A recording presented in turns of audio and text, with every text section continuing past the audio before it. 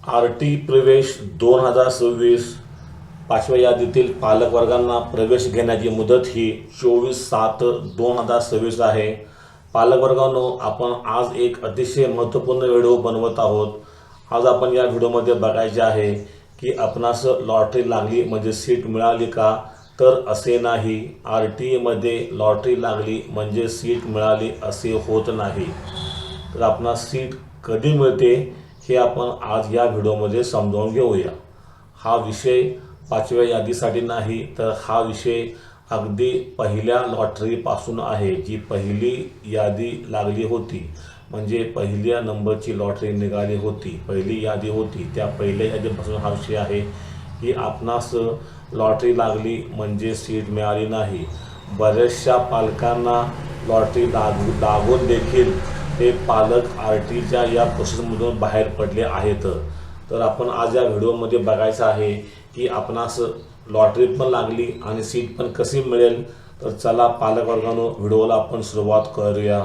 आपण 2च मिनिटांमध्ये व्हिडिओ संपवायचा आहे, तर पालक वर्गांनो व्हिडिओ पूर्ण बघा म्हणजे आपणास लगेच कळून जाईल।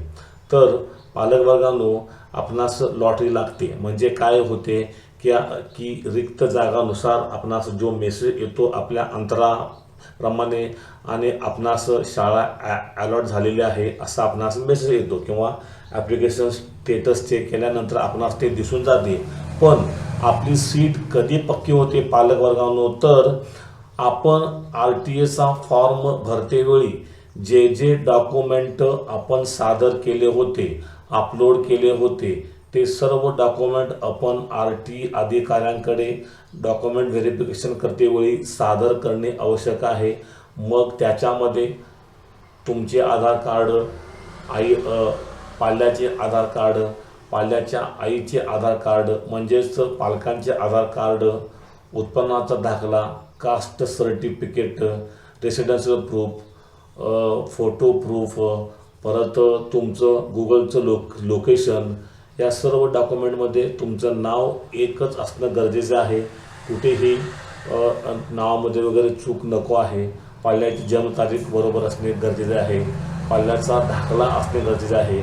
अशा बऱ्याचशा गोष्टी आहेत, त्या जर बरोबर असतील आणि आपले जर व्हेरिफिकेशन 100% व्यवस्थित पूर्ण झाले आणि RTAचे अधिकारी आपल्या घरी येतात, आपण सिलेक्ट केलेले आपल्या घराचे लोकेशन त्यांना व्यवस्थित सापडले आणि सर्व गोष्टी मॅच झाल्यानंतरच आपली सीट ही पक्की होते आणि तेव्हाच आपणास लॉटरी लागलेली सीट ही कन्फर्म होत असते। तर अशा प्रकारे पालक वर्गांनो, आपणास लॉटरी लागली की सीट कन्फर्म होते। आता दुसरा विषय असा आहे पालक वर्गांनो की बऱ्याचशा पालकांना पाचव्या यादीमध्ये लॉटरी लागलेली नाही। पाचव्या यादीतील जागा सोडून RTAकडे 8,000 जागा शिल्लक असणार आहेत।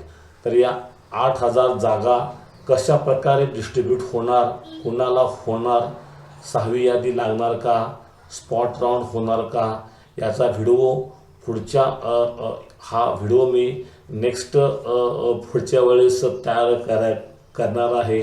तर पालकवर्गांनो, हा व्हिडिओ देखील महत्त्वपूर्ण आहे, पूर्ण बघा आणि पुढच्या व्हिडिओमध्ये ह्या सर्व गोष्टी क्लिअर करण्यात येतील आणि पाचव्या यादीतील पालकांना देखील तेव्हा पाचव्या यादीमध्ये ज्या पालकांना संधी मिळाली नाही त्यांनासुद्धा त्या ठिकाणी संधी मिळण्याची शक्यता आहे। तर पालकवर्गांनो, आपणास हा व्हिडिओ कसा वाटला मला कळण्यासाठी माझ्या चॅनलला लाईक, शेअर आणि सबस्क्राईब करा। तोपर्यंत धन्यवाद, थँक्यू, वंदे मातरम।